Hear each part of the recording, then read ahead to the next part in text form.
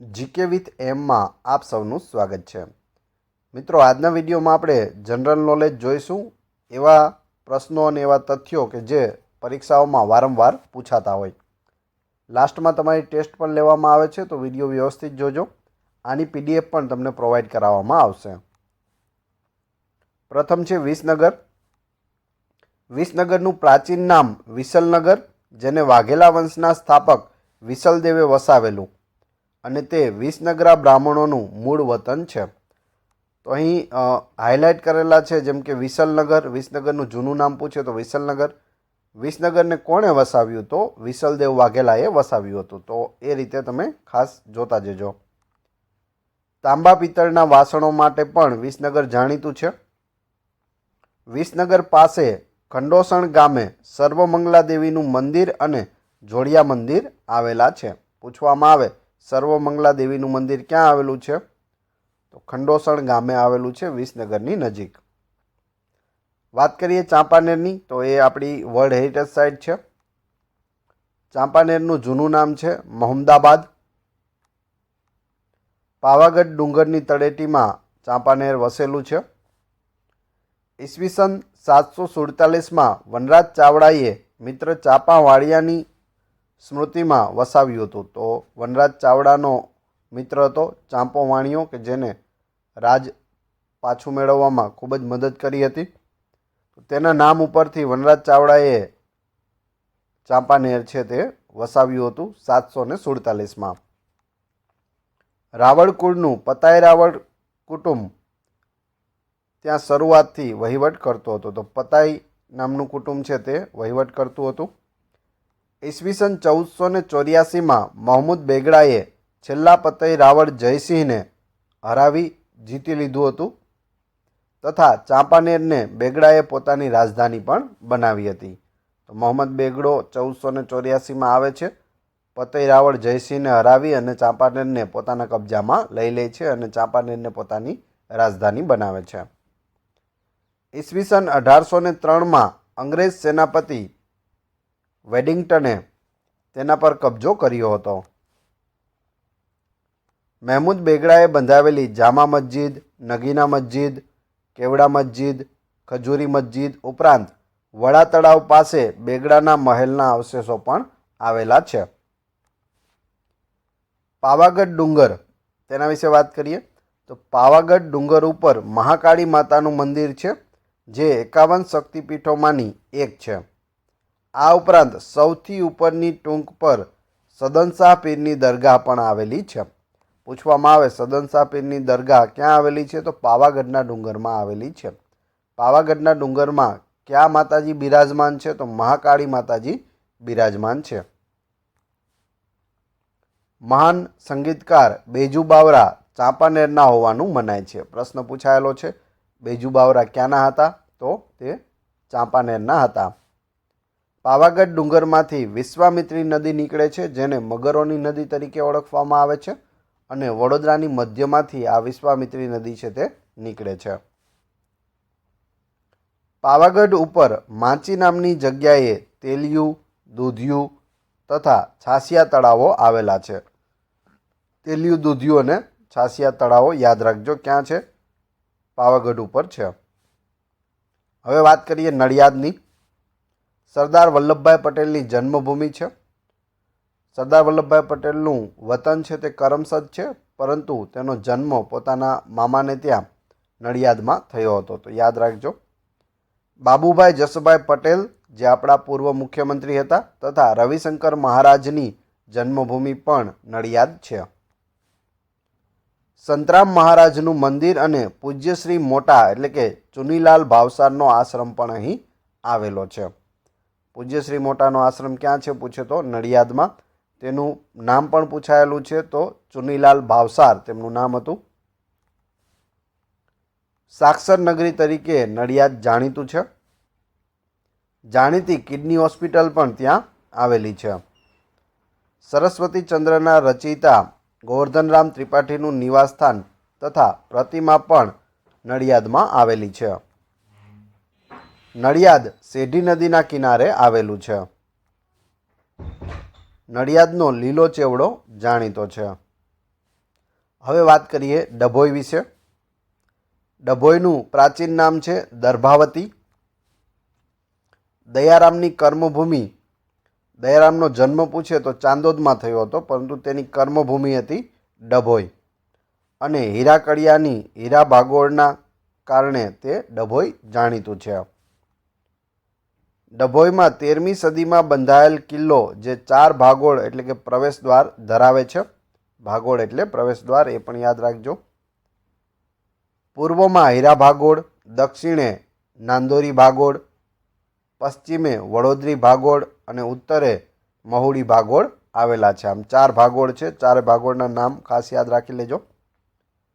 અહીંનો મૂળ કિલ્લો બંધાવનાર દેવાશિલ્પી પણ તેનું સમારકામ કરનાર હીરાકડિયો હતો. મૂળ કિલ્લો કોણે બંધાવ્યો હતો? દેવાશિલ્પીએ બંધાવ્યો હતો અને સમારકામ હીરાકડિયાએ કર્યું હતું. ગરબીના રચયિતા દયારામની આ કર્મભૂમિ છે. આ ઉપરાંત નાગેશ્વર તળાવ, બીબીની બગી, હીરાએ પ્રેમિકાની યાદમાં બંધાવેલ તેન તળાવ એ પણ જાણીતા છે. ડભોઈમાં હીરાના ઘરમાં આજે પણ તેમનો તંબુરો, ચશ્મા, તસવીર અને વસિયતનામું જાળવી રાખવામાં આવ્યું છે ડભોઈની અંદર. હવે વાત કરીએ ખંભાત વિશે. પ્રાચીન કાળમાં સ્તંભતીર્થ અથવા સ્તંભપુર તરીકે ઓળખાતું સમૃદ્ધ બંદર હતું. ખંભાતના જૂના નામ પૂછે તો સ્તંભતીર્થ અને સ્તંભપુર. ખંભાતમાં પ્રાચીન હસ્તપ્રતો અને ગ્રંથાલયો આવેલા છે. આ ઉપરાંત કોતરણીવાળી જુમા મસ્જિદ પણ આવેલી છે. ખંભાત પાસે નગરા નામનું જૂના ખંડેરો ધરાવતું જર્જરિત નગર પણ આવેલું છે. જહાંગીર દરિયો જોવા અમદાવાદથી ખંભાત બંદરે આવ્યો હતો. જહાંગીરે પ્રથમ વખત દરિયો ક્યાં જોયો? ખંભાતમાં જોયો. એ સિવાય અકબરે પણ પ્રથમ વખત દરિયો છે તે ખંભાતમાં જોયો હતો. ખંભાતની નજીક વહોરાઓનું તીર્થધામ કાકાની કસી અથવા તો કાકાની કબર આવેલું છે.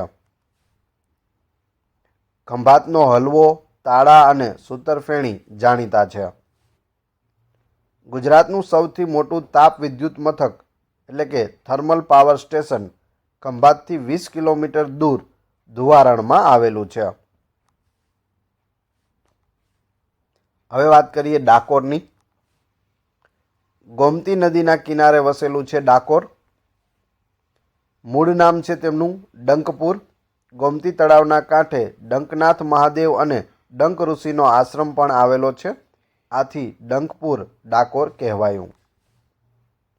રણછોડરાયનું પ્રસિદ્ધ મંદિર પણ અહીં આવેલું છે, જ્યાં કાળા પથ્થરની રણછોડરાયની મૂર્તિ પણ આવેલી છે.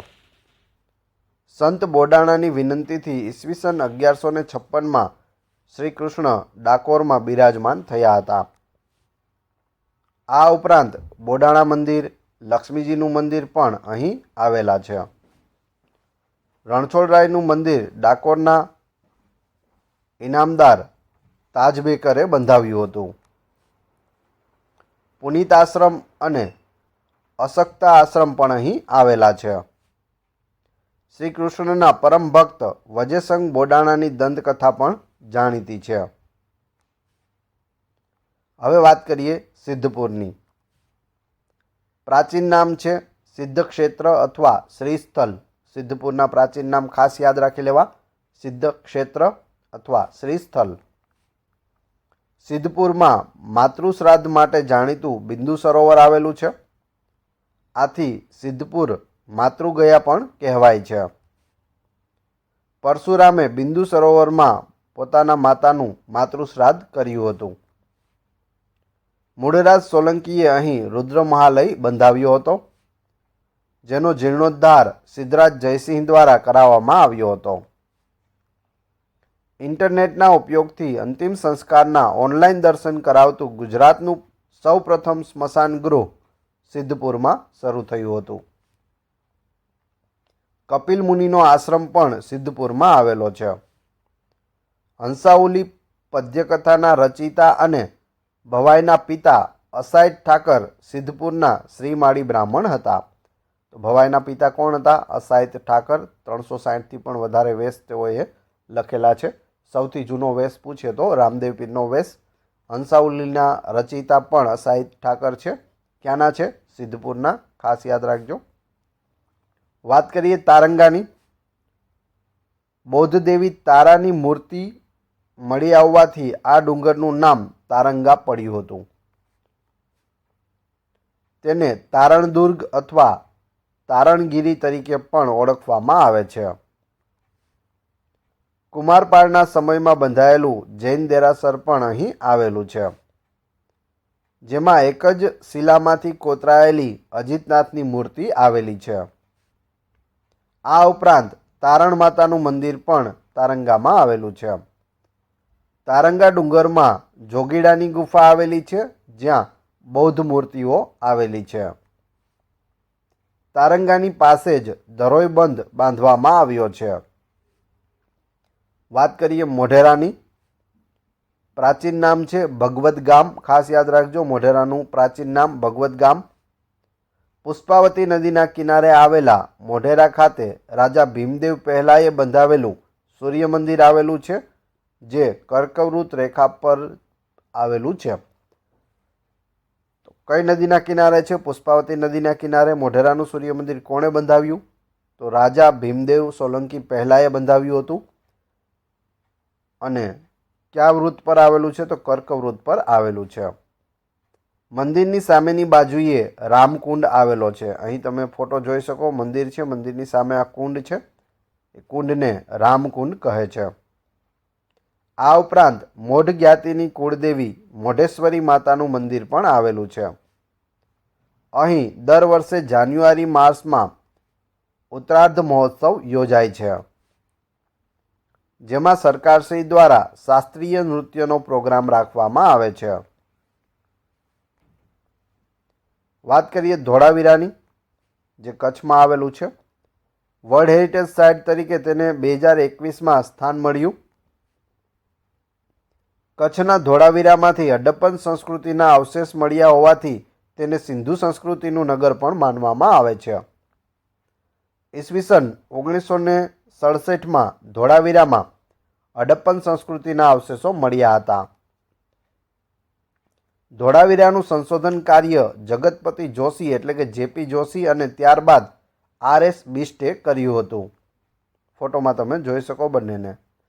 હડપ્પા સંસ્કૃતિના અન્ય નગરો 2 ભાગોમાં વહેંચાયેલા હતા, જ્યારે ધોળાવીરામાં 3 મુખ્ય ભાગો છે. ધોળાવીરામાંથી સિંધુ લિપિમાં કોતરાયેલ 10 શિલાલેખો અને સોના ચાંદીના વાસણો પણ મળી આવ્યા હતા. ધોળાવીરામાંથી મળી આવેલ લિપિ હડપ્પા સંસ્કૃતિના નગરો જેવી જ છે, પરંતુ તેના અક્ષરો ખૂબ મોટા છે અને હજી તે લિપિને ઉકેલવામાં સફળતા મળી નથી. અત્યાર સુધી આ લિપિ છે તે ઉકેલવામાં આવી નથી. ધોળાવીરામાંથી મળી આવેલ 10 અક્ષરના સાઇનબોર્ડને વિશ્વનું સૌથી જૂનું સાઇનબોર્ડ માનવામાં આવે છે. તમે અહીં નીચે ફોટો જોઈ શકો, જેમાં સાઇનબોર્ડ આપેલું છે. એમાં 10 અક્ષરનું આ સાઇનબોર્ડ છે. મોટા મોટા અક્ષરે લખેલું છે, વિશ્વનું સૌથી જૂનું સાઇનબોર્ડ છે. ધોળાવીરામાં મળી આવેલ 3 ભાગોમાં સુરક્ષા સંબંધી આયોજન નજરે પડે છે. જે 3 ભાગોમાં ઊંચાઈ પર, મધ્ય ભાગ અને નીચેનો ભાગ છે. જેમાં સૌથી ઊંચા ભાગમાં કિલ્લાઓ અને મધ્ય ભાગ તેમજ નીચેના ભાગમાં નગરનો વસવાટ હતો. મધ્ય ભાગ અને નીચેના ભાગની સુરક્ષાઓ માટે પણ કિલ્લાની વ્યવસ્થા હતી. ધોળાવીરા પણ હડપ્પા સંસ્કૃતિના અન્ય નગરોની જેમ સમાંતર ભુજ ચતુષ્કોણ આકાર ધરાવે છે. ધોળાવીરા કચ્છમાં આવેલ હોવા છતાં પાણીનું એકત્રીકરણ કરવાની વિશેષ સુવિધાઓ હતી. હવે વાત કરીએ વડનગર વિશે. વડનગરમાં શર્મિષ્ઠા તળાવ અને શામળાજીની ચોરી એટલે કે તોરણો આવેલા છે. શહેરમાં 6 દરવાજા આવેલા છે, જેમાં અર્જુનબારી દરવાજામાં આવેલો શિલાલેખ વડનગરની સમૃદ્ધિની માહિતી આપે છે. ઉપરાંત કીર્તિસ્તંભ પણ અહીં આવેલો છે. વડનગર વડાપ્રધાન શ્રી નરેન્દ્ર મોદીનું જન્મસ્થળ છે. અહીં તાનારીરી મહોત્સવનું આયોજન કરવામાં આવે છે. બહુચરાજી વિશે વાત કરીએ. ભારતમાં આવેલી 51 શક્તિપીઠોમાંની એક શક્તિપીઠ જ્યાં બહુચરાજી માતાજીનું મંદિર આવેલું છે. બહુચરાજીનું મૂળ સ્થાનક નજીકમાં આવેલ સંખલપુર ખાતે છે. બહુચરાજી ખાતે વેંડળોની ગાદી પણ આવેલી છે. ગુજરાતમાંથી ઘણા કુટુંબો બાળકોની બાબરી ઉતારવા અહીં આવે છે. ચૈત્રી પૂનમના રોજ બહુચરાજીના મંદિરે લોકમેળો ભરાય છે. ગરબા લખનાર દેવી ભક્ત વલ્લભ મેવાડાનું ઘર બહુચરાજીમાં આવેલું છે. હવે તમારી ટેસ્ટ. જે આપણે વિડીયો જોયો તેમાંથી તમને પ્રશ્નો પૂછવામાં આવે છે, જેનો જવાબ તમારે કોમેન્ટ બોક્સમાં આપવાનો છે, જેથી તમને ખ્યાલ આવે તમને કેટલું યાદ છે. પ્રશ્ન 1, વિસનગર કોણે વસાવ્યું હતું? પ્રશ્ન 2, મહમૂદ બેગડાએ કોને હરાવી ચાંપાનેર જીત્યું? પ્રશ્ન 3, ભક્ત બોડાણાનું નામ કયા શહેર સાથે જોડાયેલું છે? પ્રશ્ન 4, મોઢેરા સૂર્ય મંદિરની સામે કયો કુંડ આવેલો છે? 4-4ના ક્રમશઃ કમેન્ટ બોક્સમાં જવાબ આપી દેજો. આની પીડીએફ મેળવવા માટે તમે ટેલિગ્રામમાં જીકે વિથ એમ ચેનલની મુલાકાત લઈ શકો છો, જેની લિંક ડિસ્ક્રિપ્શનમાં આપેલી છે. વિડીયો પસંદ આવ્યો હોય તો લાઇક, કોમેન્ટ, શેર અને સબસ્ક્રાઈબ કરવાનું ના ભૂલશો. આ ચેનલ ઉપર ઘણા બધા વિડીયો અવેલેબલ છે. તમે ચેનલના નામ ઉપર ક્લિક કરી વિડીયોમાં જઈ બધા જ વિડીયો જોઈ શકો છો. Thanks for watching my video.